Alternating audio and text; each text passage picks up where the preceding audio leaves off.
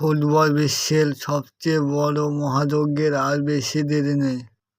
2026 সালে উত্তর আমেরিকার 3 দেশ যুক্তরাষ্ট্র, মেক্সিকো এবং কানাডায় অনুষ্ঠিত হতে যাচ্ছে ফিফা বিশ্বকাপের 23তম আসর। ইতিহাসের প্রথমবারের মতো 32টির বদলে এবার অংশ নেবে 48টি দেশ। আগামী 11 জুন 2026 মেক্সিকো সিটির ঐতিহাসিক স্টাডিও আজতেকা স্টেডিয়ামে শুরু হবে এই টুর্নামেন্ট।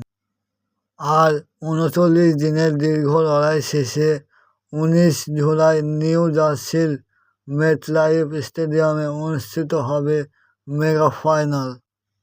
এবার 16টি ভিন্ন শহরে মোট 104টি ম্যাচ খেলা হবে। দক্ষিণ আমেরিকা অঞ্চলের বাছাই পর্বে বর্তমান চ্যাম্পিয়ন আর্জেন্টিনা রয়েছে পয়েন্ট টেবিলের শীর্ষে।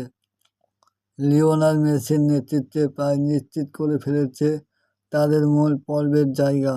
অন্যদিকে ব্রাজিল কিছুটা উত্থান পতনের মধ্যে দিয়ে গেলেও ফর্ম ফিরে পেতে মরিয়া নেইমার, ভিনিসিয়াসরা। এবারের বিশ্বকাপ হবে একদম ভিন্ন ফর্মেটে। 12টি গ্রুপে 4টি করে দল থাকবে।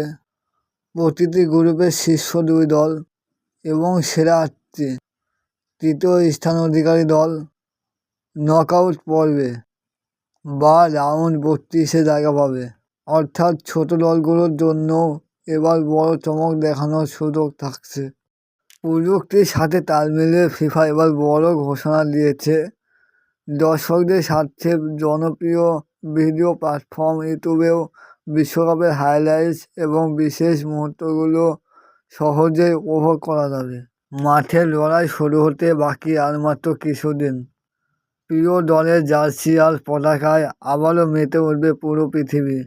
2026 বিশ্বকাপ নিয়ে আপনার কী প্রত্যাশা, কমেন্ট করে আমাদের জানান।